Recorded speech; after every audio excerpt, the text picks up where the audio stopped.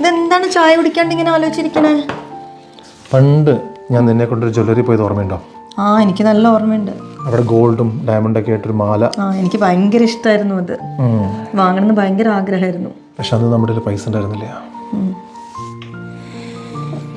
എന്നിട്ട് ഇപ്പ മാലേ അതല്ല, ആ ജ്വല്ലറി ഇല്ലേ, അതിൻ്റെ അപ്പുറത്ത് നല്ല പഴംപൊരി ആയിട്ടുള്ളൊരു കടയുണ്ട്. ഈ ചായയുടെ കൂടെ ആ പഴംപൊരി ഉണ്ടായിരുന്നെങ്കിലേ ഉഷാറായനെ. പക്ഷെ ഒരു സർപ്രൈസ് ഉണ്ട് കേട്ടോ.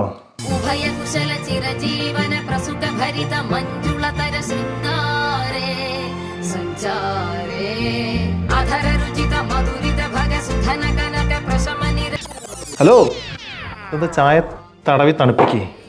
അപ്പൊ ഇതൊക്കെ സ്വപ്നായിരുന്നു അല്ലേ? അല്ലല്ലോ, ശരിക്കും.